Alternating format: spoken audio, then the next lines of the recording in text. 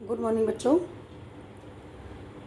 हम लोग साइंस में लेसन नंबर 6 ऊतक टिश्यूज के बारे में पढ़ रहे थे, जिसमें हमने ऊतक के बारे में आपको बताया था।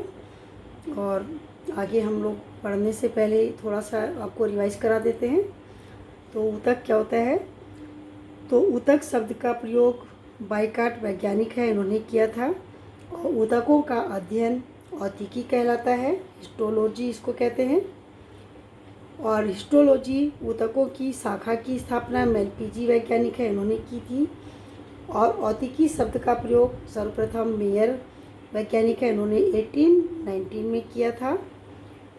और ऊतक की परिभाषा बताई थी आपको, कोशिकाओं का वह समूह जिसकी उत्पत्ति, संरचना तथा कार्य समान होते हैं, ऊतक कहलाता है।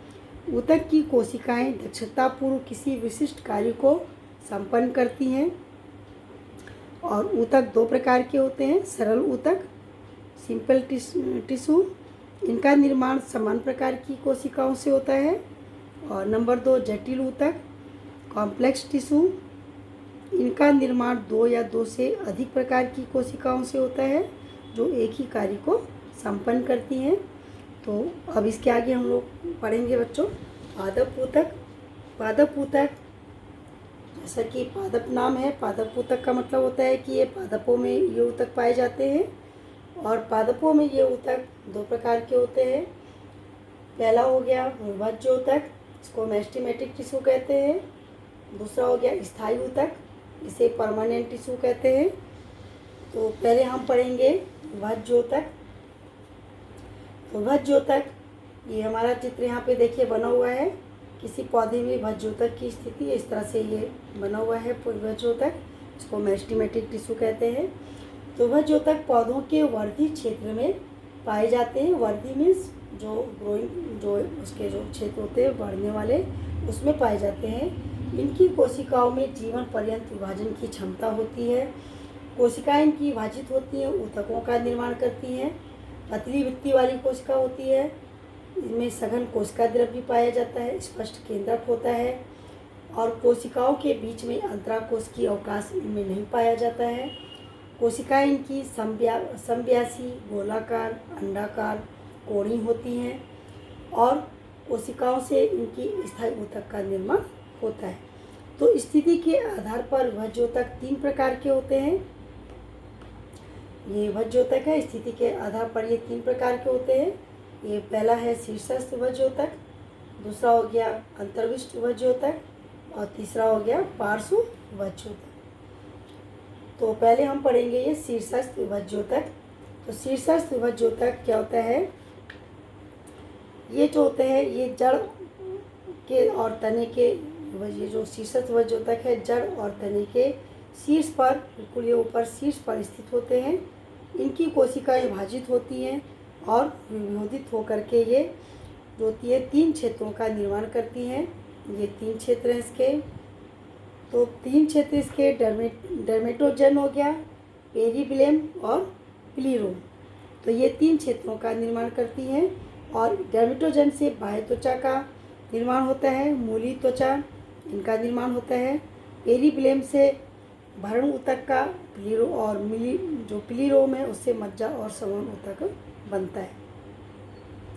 तो जड़ के शीर्ष पर एक विशेष ऊतक पाया जाता है जिसे मूलगोप कहते हैं। तो रूट, इसको रूट कैप भी कहते हैं। इसका निर्माण कैल्स्ट्रोजन से होता है और इससे बनने वाली जो कोशिकाएं होती हैं, तो मूल गोप की क्षतिग्रस्त कोशिकाओं का ये स्थान लेती रहती है। जो यहाँ पर देखिए बच्चों चित्र बना हुआ है, ये भी तने, इसका जो है तने का सेक्शन है, इसको काट के बनाया गया है। और काट के इसको जो है सूक्ष्मदर्शी में देखा जाता है, तभी इस तरह की कोशिकाएं इसमें दिखाई देती हैं। फिर इसी में देखिए दूसरा ऊतक है हमारा अंतर्विष्ट भज्योतक, इसको अंटरकैलगी मेरिस्टोम कहते हैं। ये नंबर 2 ये वाला तो यहाँ पे बना हुआ है। तो ये तने की पर्व संधियों पर स्थित होता है। जो तने हैं इनकी पर्व संधियाँ जो होती हैं उन पर स्थित होता है, और इनसे शाखाओं का विकास होता है। और इसका निर्माण शीर्षस्थ भज्योतक के द्वारा होता है। जो शीर्षस्थ भज्योतक है इसके द्वारा इनका निर्माण होता है। फिर है नंबर 3 पार्श्वभज्योतक, इसको लैटरल मेरिस्टम्स कहते हैं, पार्श्वभज्योतक। तो ये जड़ और तने के पार्श्व में स्थित होती हैं, जड़ों के और तनों के पार्श्व मतलब साइड में स्थित होती हैं। और इस तरह का जो भज्योतक है ये द्विबीजपत्री पौधों के प्ररोह में और मूल में जो होता है वो, इसके अलावा अनावृत बीजी पादपों में वो पाया जाता है। इनका निर्माण शीर्षत भज्योतक से होता है, जो शीर्षत भज्योतक है ये, इससे इनका निर्माण होता है। ये जाइलम और फ्लोएम के बीच में स्थित होती है। उत्पत्ति के आधार पर ये प्राथमिक और द्वितीयक होती हैं। कोशिकाओं में विभाजन सदैव स्पर्श रेखी तल में ही होता है। पार्श्व विभाज्योतक के कारण ये जड़ और तने की मोटाई में भी वृद्धि करती हैं, क्योंकि ये पार्श्व में जो होता है इनके होने के कारण जड़ में और तने की मोटाई, ये देखिए तने इसके मोटे हो जाते हैं, इसमें वृद्धि करती हैं। जैसे संवहन और कॉर्कैम्बियम ये पार्श्व विभाज्योतक के कारण जो होती है इनके में द्वितीय वृद्धि जो होती है इनमें होती है। तो बच्चों ये यहाँ पे देखिए चित्र ये बना हुआ है। ये एक हमने जैसे तना है, तने पौधे का तना लिया और तने को जो है पतले पतले हमने इसको काट के उसको जो है ब्रश काट में उसको काटा, और उसके बाद इसको जो हम सेफ्रेनिन में इसको डालते हैं, और उसके बाद उसको जो कटा हुआ सेक्शन है उसको हम स्लाइड में रखते हैं, उसके ऊपर हम ग्लिसरीन के एक बूंद डालते हैं, उसको कवर स्लिप से ढक देते हैं। उसके बाद इसको हम माइक्रोस्कोप में इसको देखते हैं, तो माइक्रोस्कोप में देखने पर ये इस तरह से हमको ये दिखाई देती है। तो इस तरह से हम देख रहे हैं, इस तरह की संरचना जो होती है दिखाई देती है, जिसमें देखिए यहाँ पे हमको जो ये बाहरी वाला जो भाग है यहाँ पे देखिए ये हमको ये ट्रैकोम दिख रहा है। यहाँ पे ये जो दिख रही है हमको संरचना जो ऊपर की ओर को निकला हुआ है। उसके बाद देखिए यहाँ पे ये एपिडर्मिस है, जो बाहर का ये जो पोर्शन है ये वाला, ये एपिडर्मिस कहलाता है। उसके अंदर का जो पोर्शन है इसको हाइपोडर्मिस कहते हैं, ये वाला पोर्शन है। उसके अंदर जो ये वाला भाग है यहाँ पे ये कॉर्टेक्स कहलाता है। उसके अंदर का जो भाग है ये वाला इसको एंडोडर्मिस कहते हैं। उसके बाद देखिए इसके अंदर जो बना हुआ है वो पेरीसाइकिल बना हुआ है, ये जो पोर्शन बना हुआ है इसका, और ये जो रेड वाला बना है ये पेरीसाइकिल कहलाता है। उसके बाद ये जो निकला हुआ है ये भाग ये फ्लोएम कहलाते हैं। ये देखिए ये फ्लोएम कहलाता है। उसके अंदर ये जो बीच में जो ये लाइन पड़ी हुई है ये कैम्बियम कहलाता है। ये जो लाइन पड़ी हुई है ये कैम्बियम हो गया। उसके बाद ये इसके अंदर देखिए यहाँ पे फिर ये मेटाजाइलम है यहाँ पे ये, और ये प्रोटोजाइलम है। जितने ये बड़े बड़ी संरचना है ये मेटाजाइलम कहलाती है, जो छोटी संरचना है वो ये प्रोटोजाइलम कहलाती है। उसके बाद देखिए फिर यहाँ पे ये मज्जा किरणें हैं, ये बीच में जो यहाँ पे दिख रही हैं, और ये यहाँ पे देखिए ये मज्जा किरण हो गई। उसके बाद फिर देखिए ये जाइलम है, यहाँ पे ये इसको जाइलम कहते हैं, ये जाइलम हो गया। उसके बाद ये जो बीच का जो पोर्शन यहाँ पे जो खाली स्थान है ये पित्त कहलाता है, और ये जो बीच में यहाँ पे देखिए ये संवहन बंडल कहलाता है। संवहन बंडल में ही जाइलम और फ्लोएम जो होते हैं वो स्थित होते हैं। ये इसका पित्त भाग है ये बीच में। तो इस तरह से हम तने का जब काट लेते हैं इसके अनुप्रस्थ काट, तो उसमें माइक्रोस्कोप में देखने पे हमको इस तरह की संरचना दिखाई देती है।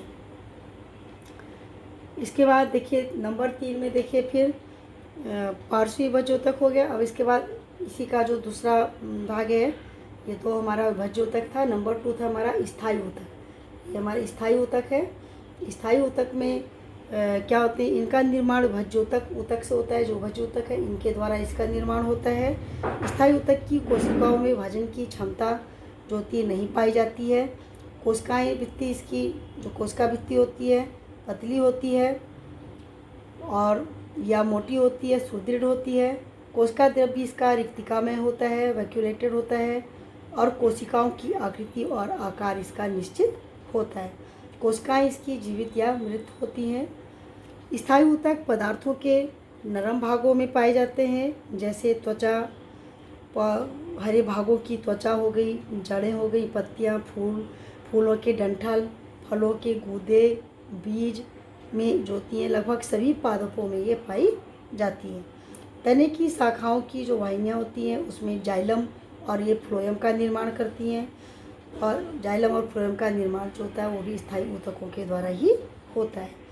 तो स्थायी ऊतक को पादप का आधारभूत या इसको मूल ऊतक भी कहते हैं, क्योंकि ये पादप के शरीर का आधार होती हैं। और इनमें अन्य ऊतक जो होते हैं वो संयोजित रहते हैं। तो इस तरह से स्थायी ऊतक जो होते हैं 2 प्रकार के होते हैं।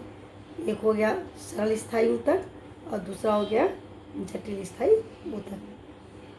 तो इसके बारे में बच्चों हम आगे नेक्स्ट डे में पढ़ेंगे। ये इसको आप कॉपी में कर लीजिएगा काम, चित्रों को बना लीजिएगा और नोट्स जो है इसको आप कंप्लीट करिएगा।